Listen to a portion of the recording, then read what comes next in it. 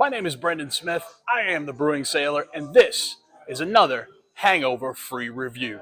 Let's get into it.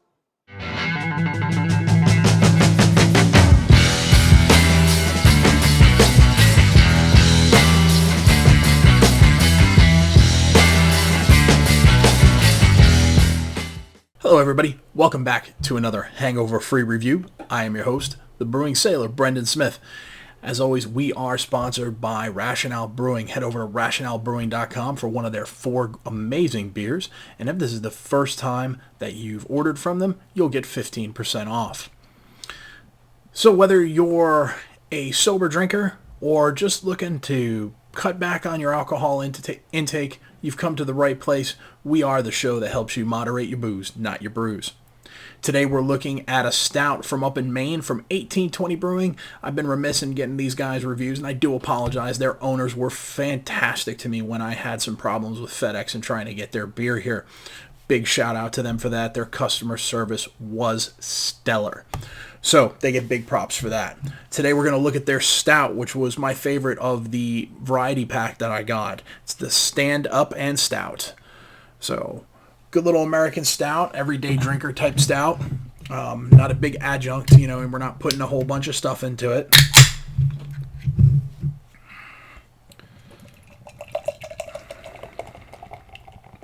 Get this poured up here. So that looks really nice for a stout. Nice dark, if you get it a little thin, it might be real dark ruby, but, really black. Nice tan head, real thick. Persists nice really well. It's good stuff. We're going to give that 3 out of 3 on the appearance. We are using BJCP Style 20B today, the American Stout. Some examples of that are going to be Avery's Out of Bounds, Deschutes Obsidian, Sierra Nevada Stout, Bell's Kalamazoo Stout. So things of that nature. So we're going to give this 3 out of 3. Really nice color, really nice head. Just looks exactly like how you'd like a stout to look. Vader would be happy. Anyway, let's move on to aroma.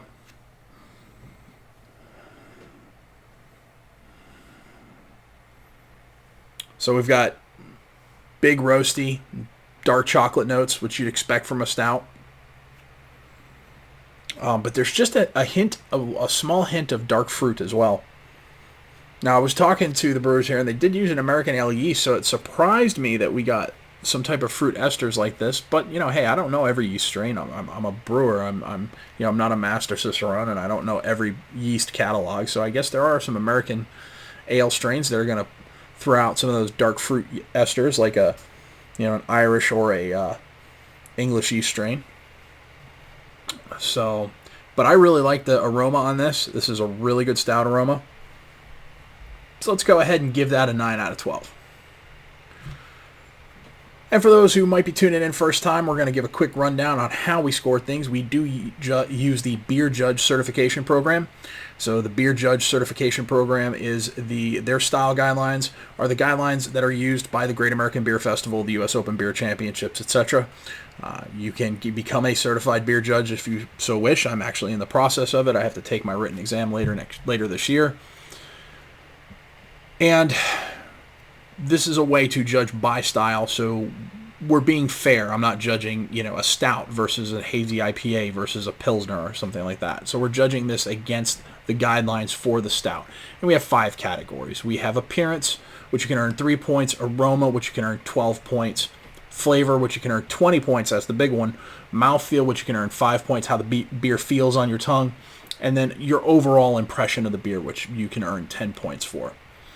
So far to recap, we have 3 out of 3 on appearance, and we have 9 out of 12 on aroma.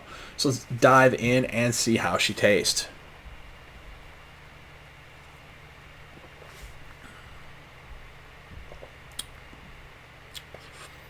That's really nice.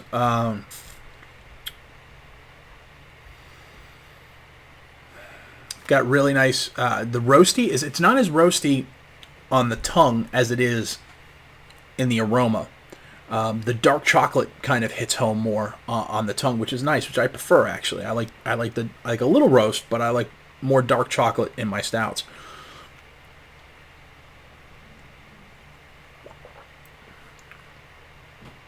Again, just at the back end of the back of my tongue, I'm just getting the slightest whiff of like dark fruit, like maybe a dark cherry. And I'm guessing that's a yeast ester. I don't think they've actually put anything into this beer. I'm pretty sure it's just, grain, hops, yeast, and water. This is a really nice little stout. I'd put it right up there. Maybe not quite as good as the pretty knocking on the door of Woodland Farms Dark, but not quite as good as the double chocolate dark. Right there with Blackout from Two Roots and Athletics. Sorry, I'm saying a lot, and I apologize. It's been a long day. I'm very tired trying to get this done so I don't forget and you guys miss out on another review. And you meet me in the groups going, "Where's your review?" Anyway, but Athletics, Blackout, not Blackout. That's Two Roots. Sorry, I just said that. All out. I don't know. It's been a day. I apologize. Let's move on. So we're gonna give it 15 and a half. I'm gonna throw a lot of half scores in here. I've been realizing that without using half points, I'm gonna have a lot of beers clustered together at the end of the years when I do my top 5 in styles, top 10 beers overall lists. And I was like, well, might have to start using some half points here. So we're gonna give it 15 and a half on flavor. Mouthfeel today. Mouthfeel is going to earn 5 out of 5. This is exactly what you want. It's medium to medium full. If you are, now, let me qualify that. If you are a fully lighted beer drinker and you are using NAs to kind of dial back on your alcohol intake, or you're giving up booze and you're switching to a sober lifestyle, this isn't going to seem medium full to you because you're used to the fully lighted beers. But for a non-alcoholic beer, this is medium to medium full. The carbonation level, I would say, is medium, and it doesn't have a harsh carbonic bite to it like a Pilsner would, or an American Light Lager, for example. It's a very soft carbonation. It's very smooth, very easy to drink. Exactly what you would want from this class of beer. So we're going to give it 5 points out of 5. My overall impression is that this is a very solid stout. It delivers exactly on the experience that it advertises, and it does so at a pretty reasonable price, and you can't ask for much more than that. So we're going to give it 7 out of 10. Overall, we're going to give it a 39.5 out of 50. So that's the total score of everything. And you've heard me talk about it. 40 really is that kind of threshold for excellent, and 45 is world class. So it's really right on the doorstep of excellent. And for a brewery that's fairly new, that's really impressive. So I'm very happy for the folks at 1820. I'm happy to report to you that they provide an excellent product and that you're not going to be disappointed if you spend some money on it and order some of their beer. So 39.5 out of 50. My personal observations, it's a very pleasant drinker. I do enjoy it. It's not going to totally blow your socks off. It's it's not some super crazy adjuncty barrel-aged stout. It's just a stout. And I've talked about this many times on the channel. I have a soft spot for classic styles done well. And this is what this is, a classic stout done well. So where does it fall on my personal scale? Is it going to be regular rotation? No. And for those who are tuning in for the first time, my scale, instead of doing 1 to 5 or 1 to 10 or 3 stars or whatever, mine is this. Regular rotation beer, would buy again, would drink it given limited options. You go to a party, there's 4 beers there, it's that and Coors Light or whatever. I'm okay never having it again, or drain pour. Drain pour, couldn't get through it, had to pour it out the sink. This one is going to be a would buy again. It's not going to be regular rotation beer for the simple fact that 1820 doesn't distribute to where I live in Texas. So that means I have to get it through mail order. And as I've said before, I'm not opposed to doing so. It just takes a little away from the experience because you like be able to go to the store, throw it in the fridge, and drink it.